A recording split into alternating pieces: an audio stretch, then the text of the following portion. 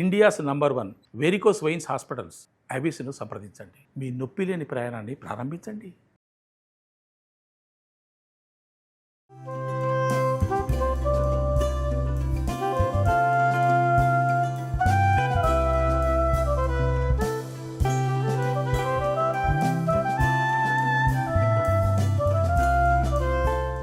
Welcome to Suman TV. Simple మిరియాల చారు చేసుకుందాం.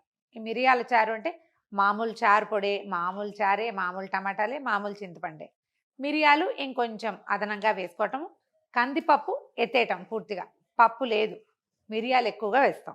ముందు ఒక గిన్నె, దాంట్లో కొంచెం నెయ్యి, తాలింపు వేసేసి టమాటాలు వేసేద్దాం, ఒక దెబ్బకి అయిపోతుంది.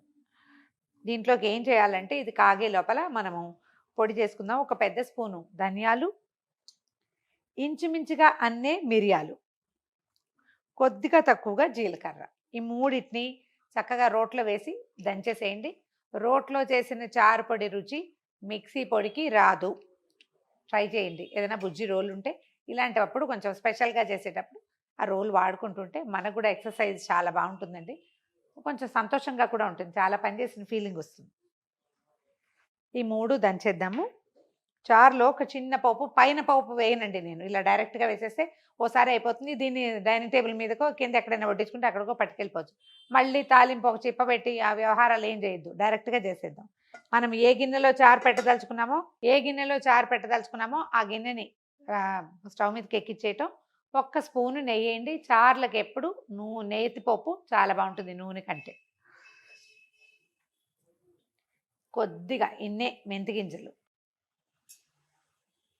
ఈ మెంతులు వేగిన నెయ్యి, మెంతులు కాగిన నీళ్లు రెండు కూడా ఆరోగ్యానికి చాలా మంచిదండి. మనం ఎక్కువ వేస్తే పంటి కింద పడి చేదు వస్తాయి, కొద్దిగా వేస్తే దాని ఔషధ గుణాలు మన చేస్తున్న పదార్థంలోకి వస్తాయి. మెంతులు వేగడానికి కొంచెం సమయం పడుతుంది. ఆవాలు వేద్దాము, ఒక్క చిటికెడే, మన చారుని బట్టే. ఆవాలు చిట్టుపట్లాటనే కొంచెం జీలకర్ర వేద్దాం. దీంట్లో ఒక పెద్ద టమాటా సన్నగా ముక్కలు కట్ చేశాను, ఇదిగో ఇది పేలుతుంది. మీకు ఎండుమిర్చి ఇంట్రెస్ట్ ఉంటే వేసుకోండి. చారులో ఎండుమిర్చి వేస్తే పోపు వచ్చేసిందని టమాటాలు వేసానండి. ఇంగు వేసుకోండి, ఇంగు లేకుండా చారు చేయబోకండి. ఒక పావు టీ స్పూను పసుపు, చారుకు సరిపడా ఉప్పు వేసేద్దాం. కొంచెం కరివేపాకు తుంచి వేసేయండి. దీన్ని కొంచెం మగ్గనివ్వండి. ఉప్పు వేసేసరికల్లా ఉప్పు వేసాం కాబట్టి టమాటా చక్కగా మగ్గిపోతుంది. అలాగా కదిపేయండి. ఈ టమాటా మెత్తబడే లోపల ఒక పెద్ద నిమ్మకాయంత చింతపండుని నీళ్ళలో వేసి రసం తీసేసేయండి. ఈ పని చేసేటప్పుడు ఎప్పుడు కూడా పొద్దున్నే మనం చారు అనుకుంటే వంట మొదలు పెట్టంగానే చింతపండు కడిగేయటం, ఒక గిన్నెలో వేసి నీళ్ళు పోసి పెట్టి నానిపోతుంది. చింతపండులో వేస్టేజ్ కూడా ఎక్కువ ఉండదండి, తొందరగా పని కూడా అయిపోతుంది. ఆ చింతపండు రసాన్ని తుక్కు రాకుండా పోసేయండి. ఇందులో ముందే నానబెడితే చింతపండు ఖర్చు కూడా తక్కువ అవుతుంది. దీన్ని కాగనిద్దాము. ఈ లోపల మనం మిరియాలు, ధనియాలు, జీలకర్ర మూడింటిని దంచి పక్కన పెట్టుకుందాం. అది ఇందులో వేసేద్దాం. ఇది కొంచెం తెరలనిచ్చి వేస్తే బాగుంటుంది. చారు హైలో పెట్టి తెరలనివ్వండి. ఈ లోపల మనం మిరియాలు కొంచెం నలిగాక కాసిన ధనియాలు, తర్వాత జీలకర్ర మూడింటిని రోట్లో వేసి మెత్తగా, అంటే బరకగా, అంటే మరీ మెత్తగా అవ్వదులేండి, ఒక మాదిరిగా అవుతుంది, ఆ రకంగా దంచేసుకోవటము, ఇందులో వేసేసుకోవటం. చారు తెరులుతోందండి, మంచి బ్రహ్మాండమైన వాసన వస్తుంది ఏం వేయకుండానే.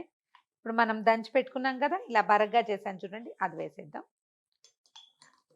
సిమ్లో ఈ మనం వేసిన పొడి తాలూకు రసం దిగేదాకా ఒక 5 నుంచి 7 నిమిషాల వరకు మరగనించి తీసుకెళ్ళి స్టవ్ మీద నుంచి టేబుల్ మీద పెట్టేసుకోవటమే. మీరు ఇంకా తాలింపు వేయక్కర్లేదు, కొంచెం కొత్తిమీర వేస్తే సరిపోతుంది.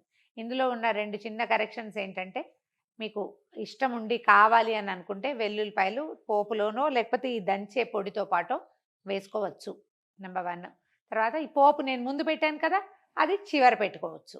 నేను ఇలా చేస్తాను, ఇలా చూపిస్తున్నాను. చారు మరిగిపోయింది, కొద్దిగా కొత్తిమీర తరుగు వేస్తాను. స్టవ్ ఆపేద్దాం. చిన్న బెల్లం ముక్క కానీ ఒక 1/2 స్పూన్ పంచదార కానీ వేసుకుంటే చాలా బాగుంటుందండి. స్టూడియోలో ఎవ్వరూ వద్దు బెల్లం వేయొద్దని చెప్తారు. చాయిస్ ఉన్న వాళ్ళు బెల్లం వేసుకోండి, బాగా అంత వేయక్కర్లేదు, ఒక చిటికెడు. చాయిస్ లేకపోయినా సరే బెల్లం వేసుకోవాలి. చింతపండుతో ఏ చారులు, రసాలు ఏవి చేసినా మనం బెల్లం వేసుకోవటమే మంచిది.